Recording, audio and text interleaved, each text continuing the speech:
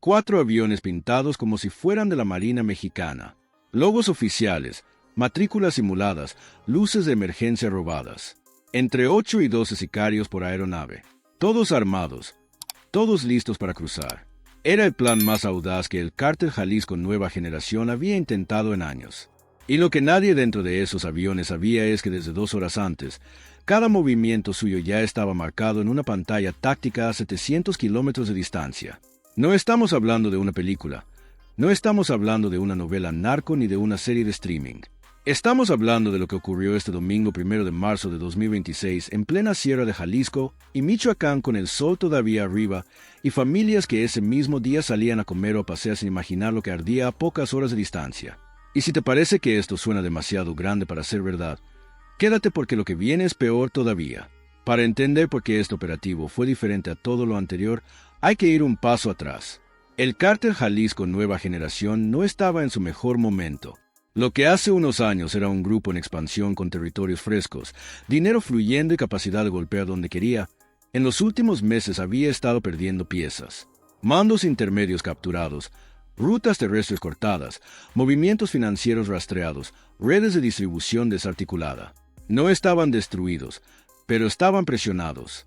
Y cuando una organización criminal se sienta acorralada, hace una de dos cosas: se repliega o se arriesga, todo en una jugada desesperada. Esta vez eligieron lo segundo. La idea era tan atrevida que resulta difícil creer que alguien la autorizó en serio.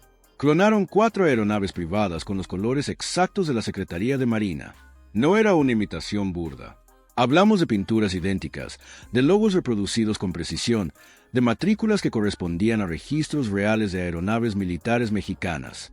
Incluyeron luces de emergencia del tipo que usan los vuelos institucionales. Desde el aire y con visibilidad limitada, esos aviones se veían como lo que querían parecer. Autoridad: el plan era despegar desde pistas clandestinas ubicadas en zonas de sierra difícil en Jalisco y Michoacán, volar bajo para mantenerse fuera de los radares civiles comerciales, cruzar la frontera norte y aterrizar en aeropuertos privados en Texas o Arizona como convoy oficial, como si fueran una misión de la Marina en tránsito. Nadie iba a detener a un avión del gobierno mexicano en ruta de coordinación bilateral, ¿verdad? Eso pensaron ellos. Lo que cargaban dentro hacía que la apuesta valiera todo el riesgo. Rifles Barrett calibre 50, rifles AR-15, cuernos de chivo AK-47, lanzagranadas, pistolas con silenciador, granadas de fragmentación. Pero las armas eran solo la protección. Lo que de verdad llevaban era lo que querían salvar antes de que todo se derrumbara. Kilos de fentanilo en pastillas, metanfetamina en cristal y fajinas de dólares suficientes para comprar una segunda vida al otro lado de la frontera o para sobornar lo que hiciera falta en el camino. Era un traslado de capacidad operativa completa. No era huir, era reposicionarse. Querían llegar al otro lado y seguir desde ahí. Pero desde las 13 horas de ese domingo, Omar García Harfuch ya los tenía localizados. La inteligencia que permitió este operativo no nació esa mañana. Venía construyéndose con semanas de seguimiento. Drones térmicos habían estado sobrevolando zonas de sierra en Jalisco y Michoacán en horarios nocturnos sin que nadie en tierra lo notara. Los patrones de movimiento en pistas clandestinas conocidas habían cambiado. Más actividad de madrugada, camionetas cargando equipo hacia los hangares improvisados, combustible llegando en doble fondo de vehículos de reparto. Todo apuntaba a una operación aérea inminente. Y entonces llegó la confirmación desde Inteligencia Federal. No fue un chivatazo casual. Fue la suma de varios indicios convergiendo al mismo tiempo: comunicaciones interceptadas, movimientos bancarios irregulares, una fuente interna que confirmó que se habían falsificado matrículas de aeronaves de la Secretaría de Marina y algo más que pocos conocen todavía. Uno de los operadores logísticos involucrados en conseguir las pinturas para los aviones cometió un error simple. Usó un teléfono que ya estaba bajo vigilancia para coordinar la entrega de material. Ese teléfono fue suficiente para jalar el hilo. A las 15 horas en punto, el operativo se activó. 6 helicópteros Black Hawk artillados de la Secretaría de la Defensa Nacional despegaron en formación cerrada. No solos los acompañaban 2 aviones Texan de reconocimiento que guiaban desde arriba con visión panorámica de la zona objetivo. Los drones térmicos ya estaban en posición marcando cada aeronave en las pistas clandestinas en tiempo real. Los radares móviles en tierra completaban el cuadro y para asegurarse de que ninguno de esos aviones pudiera elevarse sin ser alcanzado, Convoyes tácticos terrestres cerraron carreteras y accesos a las pistas desde varios kilómetros antes. Cuando el cerco se cerró, lo hizo por tierra y por aire al mismo tiempo. Este no fue un operativo nacional solamente. Desde el primer momento fue binacional la DEA y el CBP. La Agencia de Aduanas y Protección Fronteriza de Estados Unidos estaban coordinados en tiempo real con el equipo de ARF. Si alguno de esos aviones lograba elevarse y cruzar, había respuesta esperando del otro lado también. No había ventana de salida en ninguna dirección. Hay algo que a veces se pierde en los reportes oficiales y en los titulares. Detrás de cada operativo hay personas concretas que pusieron su cuerpo ahí esa tarde. Quiero que conozcas a 3 de ellas, aunque sus nombres completos no puedo darte, porque siguen operando en zonas activas. El primero es un comandante del Grupo de Operaciones Especiales con 14 años en servicio táctico. Ese domingo tenía planeado llevar a su hijo al estadio por primera vez. Guardó los boletos en el cajón de su escritorio cuando recibió la llamada a las 11 de la mañana. No los tiró porque, según me contaron personas que lo conocen, los va a usar en cuanto esto pare un poco. Ese día fue el primero en confirmar desde helicóptero que las matrículas de los aviones no correspondían a ninguna aeronave activa de la Marina. La segunda es un especialista en inteligencia aérea de poco más de 30 años que lleva 5 años rastreando el uso de aeronaves civiles y militares clonadas por el crimen organizado.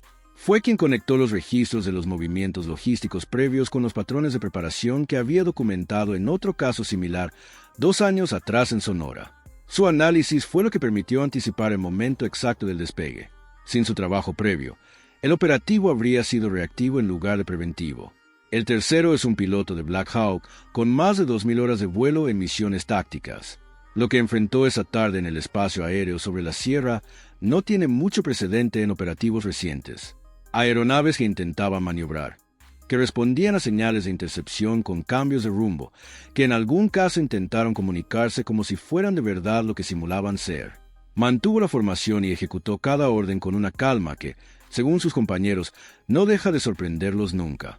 Del otro lado estaban entre 40 y 50 sicarios distribuidos en las 4 aeronaves, ninguno con arraigo identificado en las zonas de despegue, documentación falsa, muchos con antecedentes encubiertos bajo identidades distintas. Las pocas identificaciones que se recuperaron entre los restos de las aeronaves apuntaban a estados como Michoacán, Colima y Guanajuato, hombres de entre 23 y 42 años, algunos con tatuajes que los vinculan directamente con estructuras del CJNG, otros sin ninguna marca visible del tipo de operador que precisamente se cuida de no dejar rastro físico.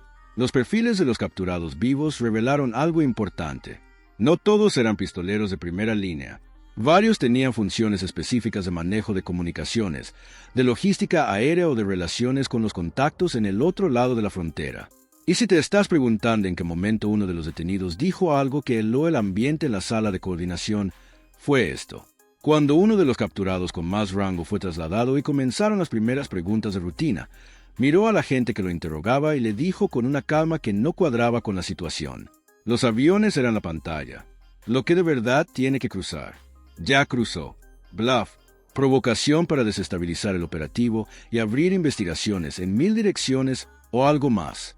Eso es lo que los equipos de análisis estaban trabajando todavía horas después del cierre del operativo. Antes de seguir con lo que encontraron dentro de las aeronaves y lo que reveló la evidencia digital, necesito pedirte algo. Si llevas tiempo siguiendo este tipo de información, si te interesa entender cómo funciona realmente la seguridad en México más allá de los titulares, suscríbete. No te estoy pidiendo nada que no valga la pena. Lo que cubrimos aquí no lo vas a encontrar resumido en otro lado con este nivel de detalle. El botón está abajo, 1 segundo de tu tiempo y no te pierdes nada de lo que viene. Ahora lo que encontraron en las aeronaves. Cuando los equipos terrestres aseguraron los 4 sitios de impacto y los peritos comenzaron a trabajar entre los restos, el inventario fue creciendo de forma sistemática. Rifles Barrett calibre 50 diseñados para alcanzar objetivos a más de 1 kilómetro y 5 de distancia. Rifles AR-15 con miras holográficas. Cuernos de chivo con cargadores de alta capacidad. Lanzagranadas de calibre 40 milímetros, granadas de fragmentación todavía sin detonar en varios compartimentos, pistolas con silenciador adaptado, no de fabricación industrial, sino de manufactura más especializada. En uno de los compartimentos de carga del segundo avión encontraron algo que no entraba en las categorías estándar de decomiso, un sistema de comunicaciones portátil con capacidad de exfrado de señal diseñado para operar en frecuencias que no cruzan los filtros de monitoreo convencional. No era equipo de radio común, era equipo de coordinación táctica de nivel militar. El fentanilo estaba empaquetado en pastillas con estampados distintos, mezclado con ibuprofeno y paracetamol de venta libre para dificultar la detección visual rápida. La metanfetamina en cristal venía en bolsas selladas al vacío dentro de compartimentos en los asientos, en los paneles laterales y en un doble fondo de la bodega de carga del tercer avión.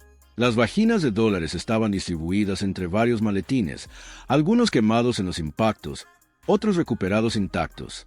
El monto total recuperado en efectivo estaba todavía siendo contabilizado horas después, pero lo más importante de toda la evidencia no fue ninguna de las armas ni el dinero. Fue lo que había en los teléfonos celulares encriptados recuperados entre los detenidos y en los restos de los aviones. Varios dispositivos con sistemas de comunicación cifrada, mensajes que confirmaban el plan de huida con detalles de los aeropuertos privados de destino en Texas y Arizona, nombres clave de contactos en el otro lado, coordenadas de aterrizaje con instrucciones de recepción y algo más que no estaba en el plan original que les habían dado a los operadores. Instrucciones alternativas por si el cruce aéreo fallaba, con 3 rutas terrestres de contingencia y puntos de contacto en ciudades fronterizas específicas. Eso confirmaba lo que el equipo de ARFO ya sospechaba. Este no era un plan de un solo nivel, tenía capas. Entre los archivos recuperados apareció un nombre en clave que los analistas ya habían visto antes en 2 decomisos anteriores, uno en Zacatecas y otro en Colima. El arquitecto no es un alias que haya circulado mucho en medios, es un nivel por encima de los mandos operativos visibles. La figura detrás del diseño de las rutas de salida de alto perfil para operadores del CJN cuando el terreno se vuelve demasiado caliente.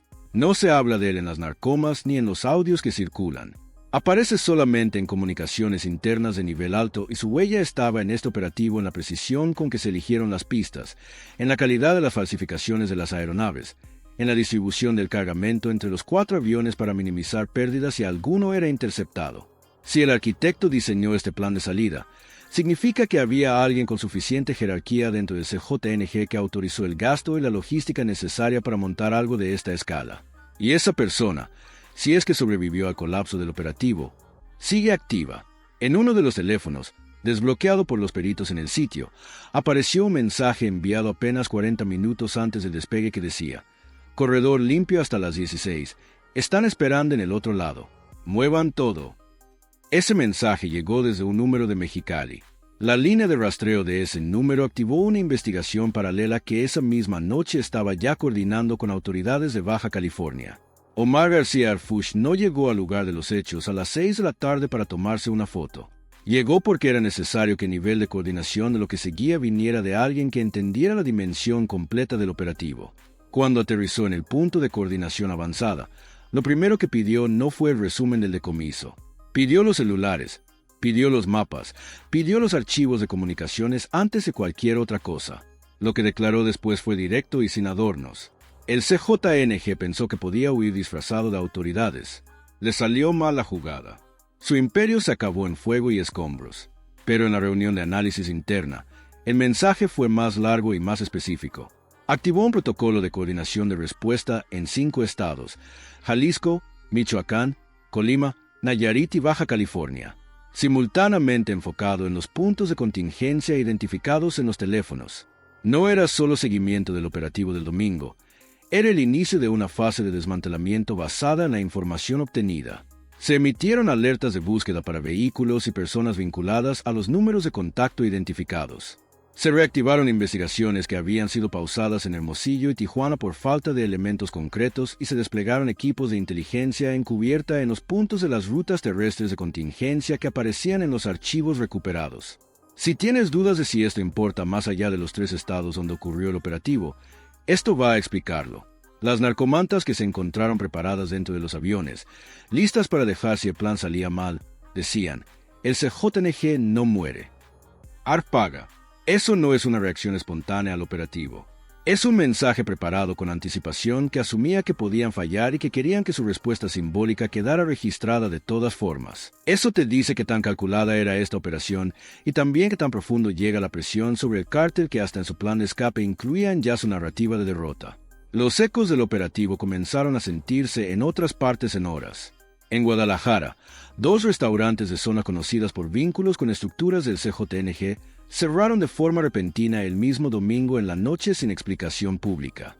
En Colima, una reunión de negocios que estaba agendada para el lunes entre empresarios con investigaciones abiertas fue cancelada en Tijuana.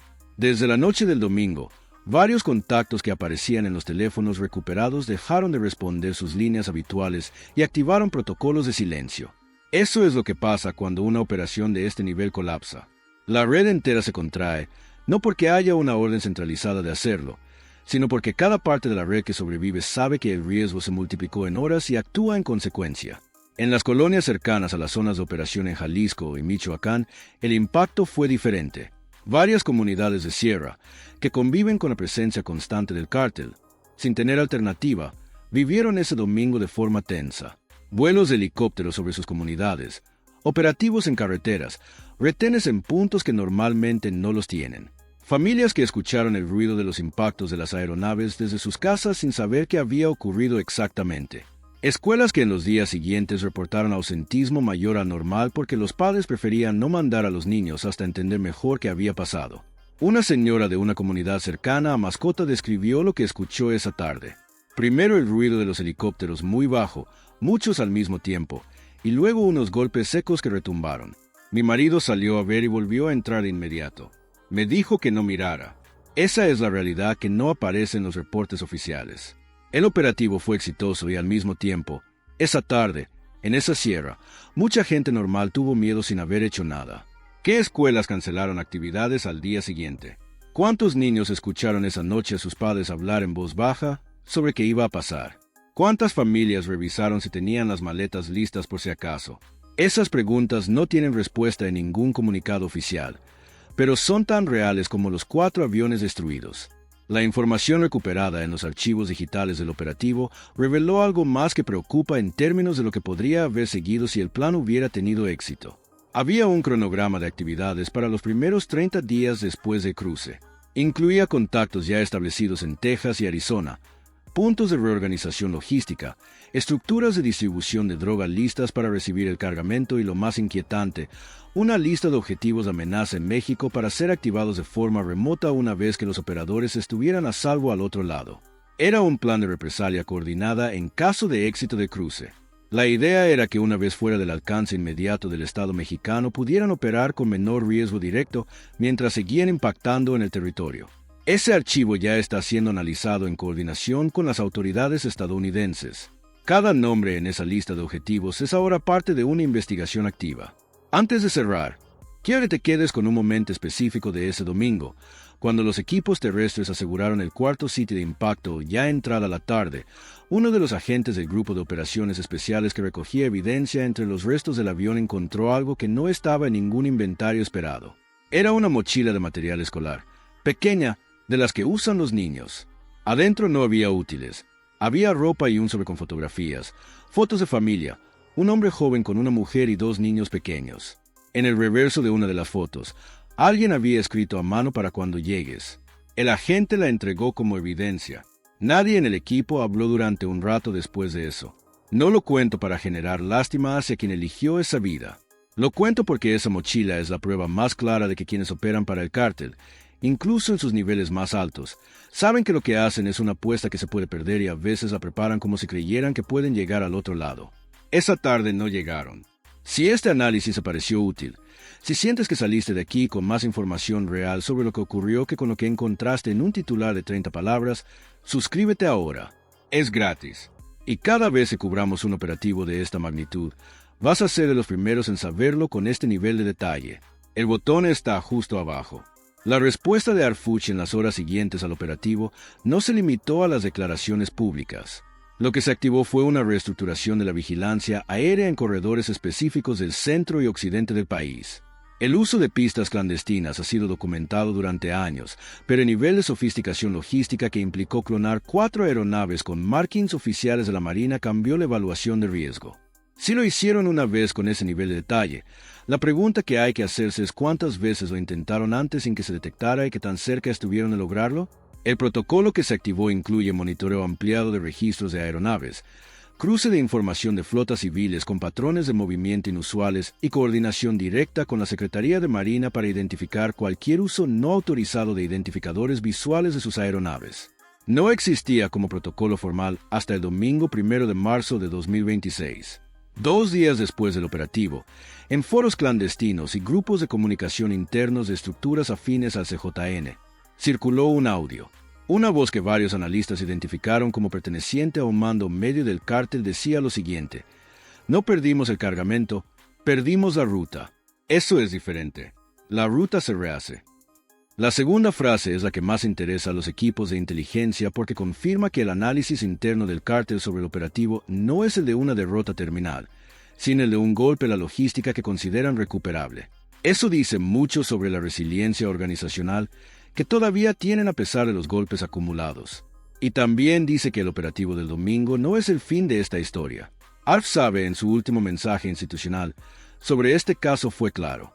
Esto no fue un decomiso, fue la interrupción de una ruta de escape que llevaba meses siendo construida.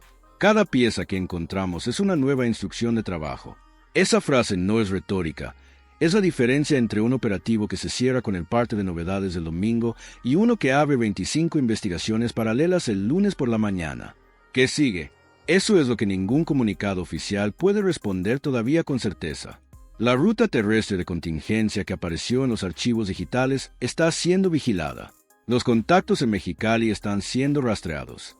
El arquitecto, si es que el alias corresponde a alguien real y no es un nombre de cobertura para una función colectiva, sigue sin ser identificado con nombre propio.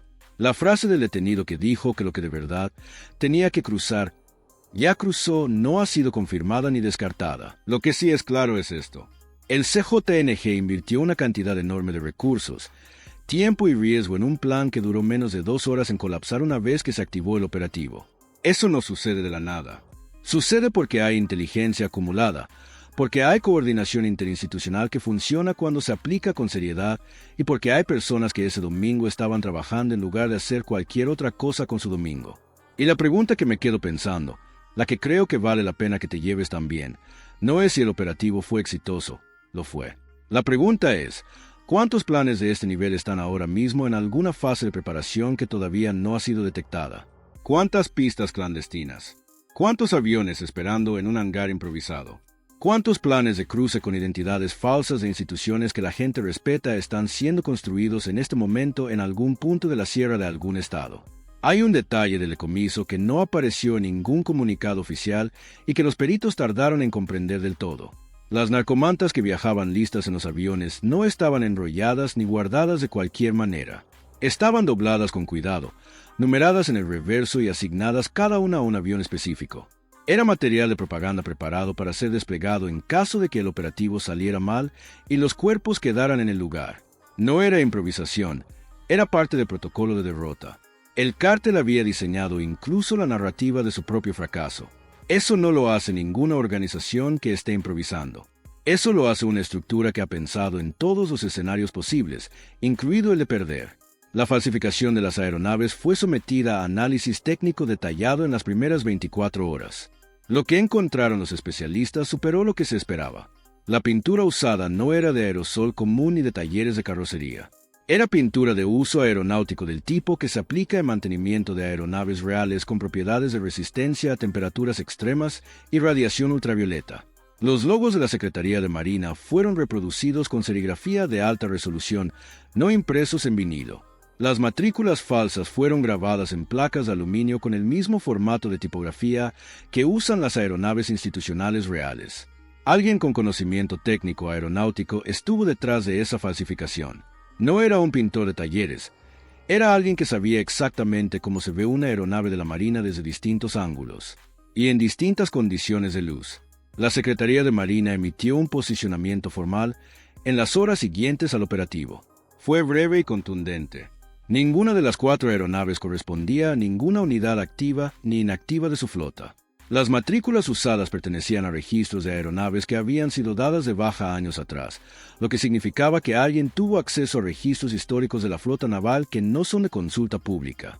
Ese punto abrió una línea de investigación interna dentro de la propia Secretaría para determinar cómo se obtuvo esa información, Si salió desde dentro o si fue extraída por medios externos es algo que todavía se estaba determinando al cierre del análisis.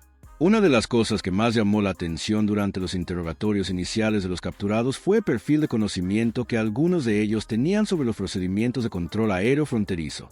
Uno de los operadores con funciones de comunicaciones, capturado vivo en el segundo sitio de impacto, describió con precisión los protocolos que usa el CVP para identificar aeronaves en aproximación a la frontera norte.